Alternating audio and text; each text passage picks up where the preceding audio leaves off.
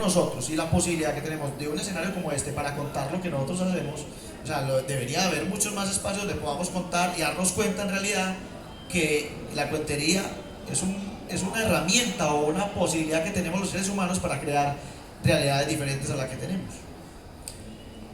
La cuentería me gusta mucho porque es el valor que uno le da a la palabra. Nosotros desde hace mucho tiempo le damos mucho valor a la palabra. Anteriormente se le daba a los abuelos mucho valor a la palabra. O sea, la palabra era una prenda de garantía. Y se hacían los negocios con palabra. ¿Cuánto vale ese terreno?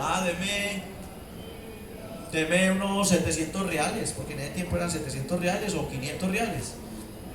Hágale, yo le pago dentro de 2 meses. Y no había ni que firmar, ni que ir a notaría, ni había que ir al banco, ni hacer una letra, ni un pagaré, porque a los 2 meses le iban a responder por su plata. Era palabra sagrada, que ha ido cambiando, sí, pero que afortunadamente los cuentacuentos tenemos la posibilidad de seguir dándole el valor a la palabra, construyendo por medio de la palabra historias. Bueno, vamos a los múltiples caminos de la imagen. Bueno, aplauso a la disertación acá del maestro. Vamos a los múltiples caminos de la imaginación, que es un poco donde queremos que vaya a desembocar esta conversa. En el mundo de los cuentacuentos, de las contadoras y contadores de historia, este tema es muy discutido, pero en el mundo de un público que asiste por vez primera tal vez a escuchar cómo disertan personas que cuentan historia, es muy importante preguntar esto. El cuento, yo como cuentero, como cuentera, ¿lo cuento como lo leo, como lo vi en la literatura, como me lo contaron? ¿O qué licencias me tomo yo para contar el cuento, Leli? Bueno, con relación a eso, los cuentos me encuentran. ¿En qué sentido? Yo pues soy como acumuladora de historias, a veces las escucho, a veces las encuentro en libros, a veces alguien me dice algo y yo, ve, esto por aquí puede servir, tan. Cuando vengo a ver, tengo un cuento listo a partir de una anécdota o a partir de algo que me llama poderosamente la atención. Venga, Leli, usted dice, alguien me dice algo y yo hago, usted ya se vea, usted dice este gesto, yo hago y digo, por aquí tengo una historia, ¿qué es ta? Bueno, es como construir precisamente, extraer de lo que me están brindando y a partir de esa pequeña anécdota, elaborar un guión que me sirva para yo poder contar con la estructura toda la historia. Y a esa historia la nutro precisamente de muchas cosas que hacen que la historia no solamente sea plana, sino que tenga altibajo para también que el público en determinado momento no sienta, ay, ella está contando, ay, qué fin. Y uno le mete también parte de su historia a cada cuento y pues como nos alimentamos precisamente de lo que somos, cada uno de nosotros es diferente, pero esa misma diferencia es la que nos hace importantes en medio de toda la manada, porque cada uno de nosotros trae su saco. O sea, quiere decir que un cuento sobre Pedro Rimales, que es un personaje de la cuentería colombiana paisa, que está en otras culturas con nombres parecidos, contado por Leli, que viene de La Guajira, es totalmente diferente a un Pedro Rimales contado por Evaristo, que es paisa. Sí. Es la misma historia contada diferente. Eso es lo que puede pasar. Leli tiene sus herramientas que ha venido nutriendo durante todo su trasegar de la vida. Yo tengo las mías. Y uno lo que pone a servicio de ese cuento es lo que las herramientas, el bolso que dice, el saco que uno tiene. El saco que uno tiene. El saco que uno tiene. Ustedes los cuenteros son unos mentirosos. ¿Son los qué? No. Unos mentirosos. No somos mentirosos porque eso está en la imaginación y la imaginación es real. No es mentira, es real. O sea, no, yo sé dónde quiere llevar la conversación. O sea, el arte de contar cuentos, el arte de la narración oral cuando se convierte en el arte de contar cuentos, porque también al interior del gremio hay discusiones sobre la narración oral contemporánea, que se han escrito libros de eso, y sobre el arte de la cuentería en general. El arte de contar cuentos, llamémoslo así para que no entremos a pormenores del oficio. El arte de contar cuentos va a tener tantos sellos o tantas posibilidades en el mismo cuento en tanto la narradora o el narrador tenga voz propia?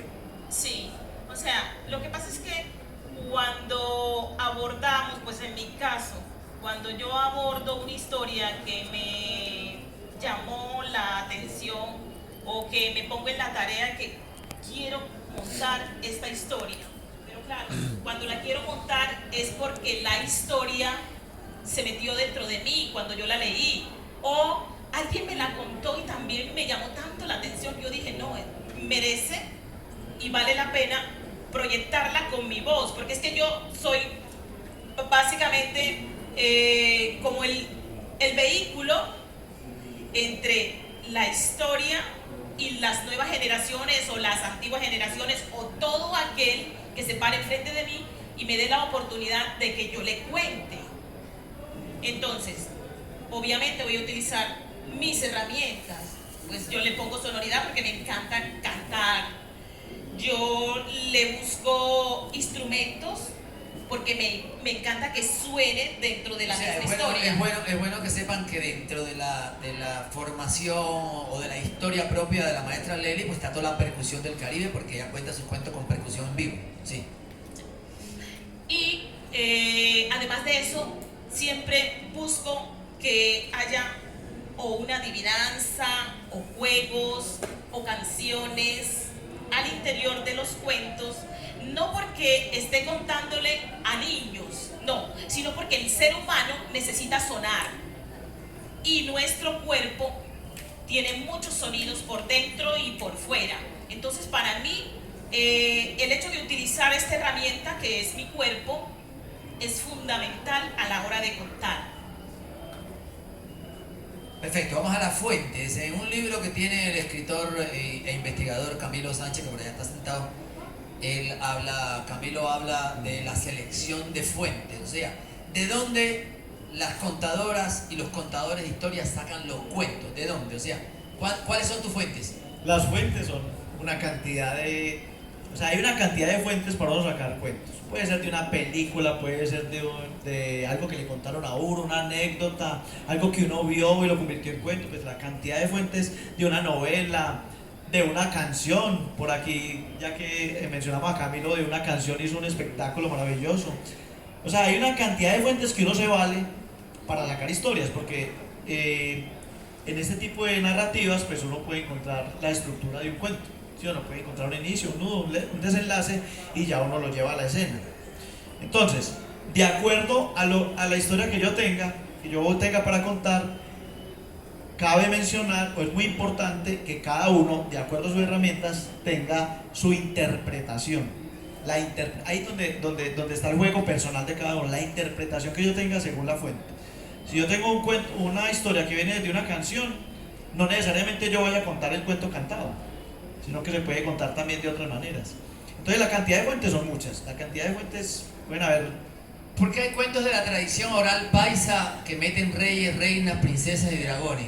Es que es muy simpático. Yo nunca he visto un dragón y una princesa en un rabo. No, tampoco, pero los hay. Vea, usted que habla ahorita de Pedro Rimales, que es un personaje que lo tenemos nosotros en un libro que se llama El Testamento del Paisa, donde hablan de Cosiaca, Pedro Rimales, de Quevedo, de un montón de personajes que existieron supuestamente aquí. Y es que aquí en Antioquia hemos tenido la particularidad de que nosotros a todo el mundo lo adoptamos. Entonces, Pedro Rimales es un personaje que se encuentra en la tradición popular oral de Chile, pero con otro nombre que llaman Pedro Urdemalas. Pedro Urdemalas, y uno viene a mirar los cuentos de Pedro Urdemalas y son muy parecidos a los cuentos de Pedro Rimales de aquí de Antioquia. Entonces, también podemos decir nosotros que hubo un rey en Titiribí, por ejemplo, que existió hace mucho tiempo y que tenía muchas fincas y todo eso, porque venimos adoptando nosotros también otros cuentos que han llegado, y no podemos negar que aquí ha venido mucha gente de otras partes que ha traído sus cuentos, sus historias, y que nosotros de alguna manera la hemos adoptado y las hemos convertido en nuevas historias. Entonces yo creo que es por eso, porque también tenemos la facultad de transformarnos. O sea que si yo escucho a un cuentero paisa contar un cuento que se desarrolla en Titiribí, donde hay una princesa que se sube a un dragón, quiere decir que la cultura antioqueña contemporánea todavía conserva memoria oral de las culturas emigrantes que formaron este pedazo o esta esquina del mundo que se llama Antioquia. Eso tiene que ver mucho, claro, claro que sí, eso tiene que ver mucho, pero no necesariamente porque sea cuentero antioqueño a contar cuentos paisas. O sea, aquí hay mucha gente en Medellín que son de acá, que viven, nacieron, vieron acá y cuentan cuentos de la literatura universal, no necesariamente cuentan cuentos paisas. ¿Sí? Porque para que no quede de pronto en el aire que porque es de Medellín cuentan cuentos paisas, todos son costumbristas, no. Hay mucha gente aquí en Medellín que cuenta otro tipo de cuentos. Listo, maestra Leli, una pregunta que a mí siempre me ha dado curiosidad con los cuenteros y cuenteras del Caribe, y es que los cuentos y las cuenteras del Caribe no manejan mucho el concepto de autor del cuento. No sé si te das cuenta que el cuento que cuenta Reinaldo Ruiz lo cuenta Bienvenida, lo cuenta el otro, lo cuenta la otra. O sea, es normal en la cultura caribe moverse sobre una memoria colectiva. Bueno, pues es una pregunta un poco difícil porque me estás diciendo que hable por otros. Sí, ¿Me explico? sí. Entonces, sinceramente, yo pienso que cada quien, pues de acuerdo a su acervo, de acuerdo a su historia, es que cuenta las historias. Y de pronto, sí, lo que tú dices puede que sea cierto, pero no me consta. Sí. Sí, no me consta. No, te voy a decir dónde viene la preocupante. Hay una anécdota de Facundo Cabral que dice que cuando García Márquez gana el Nobel, todos los periodistas corren donde la mamá a felicitarla. Y entonces la mamá de García Márquez dijo: yo no sé si mi hijo es buen escritor, yo no sé si mi hijo sabe escribir bueno, yo no sé si mi hijo es buen periodista, yo lo que sé es que tiene muy buena memoria porque todo eso que escribió se lo contaron. Entonces, cuando yo voy al Caribe colombiano, suele pasar que veo que no hay pelea, digamos, por la autoría de los cuentos. Veo que es muy usual que un mismo cuento lo cuenten el difunto compay Cadme, pero el cuento era originalmente Reinaldo Ruiz, pero yo se lo había conocido a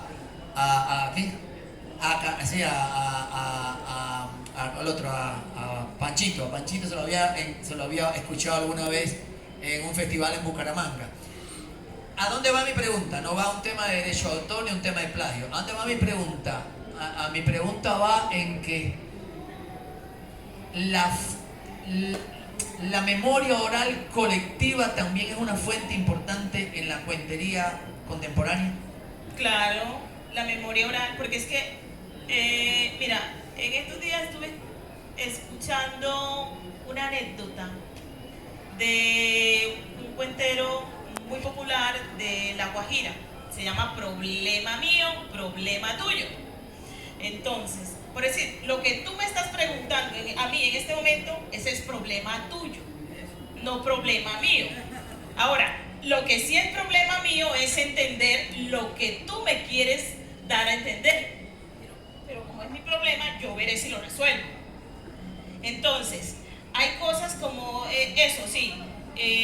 Va y yo cuento un cuento y a alguno le gustó y quiere contarlo, pero ya lo va a contar a su modo. Y hay un cuento, el cuento ese que cuento yo mucho que se llama El tambor del piojo. Ya, o sea, fue recogido de la población de Atanque, Magdalena. Yo lo cogí, lo reelaboré. Yo sí le doy el crédito. Pero me di cuenta que después alguien hizo un libro, cogió el cuento y no le dio los créditos. Y eso es, ahí entonces sí es problema de ellos. Pero yo sé muy bien de quién es ese cuento. ¿Ya? Sí, perfecto. Bueno, vamos a avanzar un poquito en la conversación. Si yo soy una persona del común, un joven o no tan joven y quiero aprender a contar historia, en Medellín no hay donde aprender a contar historia, ¿no? ¿Hay donde aprender a contar historia en Medellín? Sí hay, Cuento. claro. ¿Dónde? Pues menciónenme lugares. Bueno, hay muchos talleres que están dictando las generaciones formadas de hace mucho rato, porque la cuentería aquí en Medellín tiene una escuela de oralidad que se llama Escuela de Oralidad de Viva Palabra, y ya somos muchos los egresados de esta escuela. Eso significa que estos egresados... ¿Cuántos puede haber egresado de Viva Palabra? ¿100, 200, 500? Bueno, eso sí hay que preguntarle a Jota, y es problema de Jota, no mío. ¿Cuánto puede haber sido, Camila? No, ¿cuánto puede ser los egresados? Una cifra atrevida. Yo diría... Sí. Listo. Bueno, pasaron por 200 personas, hicieron por proceso de formación de cuentería Sí. en la ciudad de Medellín. Listo. Sigamos avanzando con la pregunta. ¿Hay más maestros de cuentería? ¿Hay más movida? ¿Hay más corporaciones de cuentacuentos en la ciudad de Medellín? Sí hay. ¿Cuántas? Bueno, corporaciones ¿Quién más? como tal dedicadas a la cuentería, está Cuentos y Co, que lo dirige la maestra Gloria. Sí. En el caso de nosotros tenemos dentro de la entidad Corporación Artística Caretas, tenemos un programa que se llama Viernes Artístico y siempre estamos invitando diferentes cuenteros y yo tengo una programación estable durante el año. Y cuando salen talleres, pues obviamente vamos y podemos invitar a la gente para que aprenda cuentería. En el caso de Evaristo, él también tiene la capacidad ya de ser formador, porque tenemos mucho rato de estar haciendo. Lo que pasa acá es que es una formación muy informal, porque la cuentería no está pues como catalogada como una de las materias que tiene que ver un estudiante aquí en un currículo pues académico. Inclusive yo creo que Viva Palabra está desde hace tiempos tratando de buscar la certificación. Bien, en vamos cuanto para a educación. Vamos para Yo allá. creo que también es muy informal, Joel, y cada uno de los que viene haciendo la cuentería, viene trabajando la cuentería desde 15 años, 20 años, pues formamos personas, a veces con taller muy informal, pero lo venimos haciendo como tratando de compartir el conocimiento que se adquirió alguna vez. Listo, a donde yo quiero llegar, vamos camino a donde yo quiero llegar. Entonces, la ciudad, lo digo como extranjero que ve la ciudad desde afuera. Quiere decir que tal vez Medellín tenga la movida de formación de cuenteras y cuentacuentos más grande de América Latina. Bueno, en Bogotá hay una movida muy amplia también. Pero hablo de formación, no, ya hablo de proceso de formación. Bueno, de Bogotá no hay escuela. formación, no hay escuela en Bogotá, pero de todas maneras hay talleristas y hay gente que forma gente. Sí. Entonces, Sí, está Henry Morales, hay escuelas con Henry Morales, sí. ¿A dónde es que quiero llegar yo? Yo quiero llegar a que en un proceso o en una coyuntura tan interesante como el que tiene la palabra hoy, en la fiesta del libro, y no solo en la fiesta del libro, el valor que se le ha dado a la palabra en los últimos 2, 3 años en tantas movidas en la ciudad de Medellín, nosotros, las cuenteras y los cuenteros, deberíamos pelear por nuestro espacio de volvernos un poco más visible, digamos yo, porque yo siento que la cuentería en Medellín, y lo digo así, ahí se lo digo como extranjero y como observador internacional, yo siento que es casi un patrimonio intangible de esta ciudad. No sé si están de acuerdo conmigo. sí. Y siento que libros como El Testamento del Paisa o libros como o procesos de formación como los que Viva Palabra ha establecido por escrito, porque hay programas de estudio, hay maestros, hay maestras, Moncada, conocemos el caso de Moncadita, sí, que vive en Santa Elena y está haciendo un proceso también. Que está haciendo un proceso, que va en su 3.º o 4.º libro, que ha ganado premios internacionales. Camilo acaba de escribir un libro hace 1 año y medio que es un libro referente ya casi en todo el país en cuanto a cuentería y a narración oral. Entonces, yo a dónde quiero llegar con todo esto para que avancemos un poquito también con nuestra conversación. Yo quiero llegar a que aprovechemos este espacio para proponer y para reclamar por una visibilidad de algo que durante 20 o 30 años está pasando en la ciudad de Medellín, que es el arte de contar cuentos en la ciudad de Medellín. Consta ya no solo con 200, 300 contadores de historia, ya consta también con publicaciones de reconocimiento nacional e internacional y consta con procesos de formación establecidos con maestras y maestras, formadores de formadores. Eso me parece muy interesante que llamemos la atención en cuanto a eso en este momento. Hay una cosa muy importante y es que como que de hace como 2 años para acá, la oralidad está incluida en la fiesta del libro y la palabra, pero eso se ha ganado a partir de muchas luchas. Es que ya hay un plan ciudadano de oralidad, ¿cierto? Bueno, la profe Gloria puede contar mucho más del proceso porque ella viene trabajando desde hace rato precisamente en el comité de narración oral y ese comité se ha encargado precisamente de llegar a muchas instancias y esas instancias hacer visibilizar más la oralidad porque, bueno, en este momento el simple hecho de que estemos aquí conversando sobre la oralidad y sobre la importancia de la palabra ya es un escaño, un escalón muy fundamental. Ahora que sí, que las universidades desafortunadamente no tengan en cuenta ni las otras áreas, en el caso, por decir, títeres, pantomima, narración, simplemente tienen es teatro, abierto así. Y en el programa de estudio de teatro de la Universidad de Antioquia con seguridad hay materias de oralidad, supongo yo. No, Como para que no nada. sea la ciudad más fuerte de oralidad en América Pero Latina. no lo hay, yo acabo de salir en el 2019 y no lo hay, no lo hay. Bueno. Una pregunta para ir cerrando y tirarle también la pelota al público por si quiere preguntar algo. La cuentería, contar historias, queda en el campo o en la disciplina de la literatura, del teatro o de la memoria. Es una simbiosis. Es transversal. Eso es Sí. transversal. Claro, porque como hablamos ahorita de las fuentes, es transversal. Porque está en los textos, podemos encontrar las historias, en la moralidad, en la memoria colectiva que vos hablabas ahorita, y como hacía yo referencia ahora, en un país tan oral como en el que vivimos, pues siempre nos van a estar contando las historias que pasaban. Entonces yo creo que es transversal a todo este tipo de cosas. Dentro de la movida de las cuenteras y los cuenteros hay categorización, porque oigo hablar de personaje narrador, de cuentería urbana. Háblenme de eso si se acuerda más o menos cómo es la vuelta. Bueno, ya eso sí es como las diferentes áreas en que han dividido, y precisamente como la escuela es la que ha dividido eso, pero porque inicialmente los cuenteros no se llamaban cuenteros, simplemente hacíamos monólogos. Eso, hacíamos monólogos y presentábamos nuestros cuentos y se podían teatralizar o se podía simplemente contar, sino que ya, como precisamente con la escuela, apareció la NOE y las otras áreas que puede ser cuento teatralizado, personaje narrador. Eso, Lili, hace referencia como a las modalidades. La academia, pues que también se ha hecho investigación sobre eso, y es que hay diferentes modos de contar historias. Sí.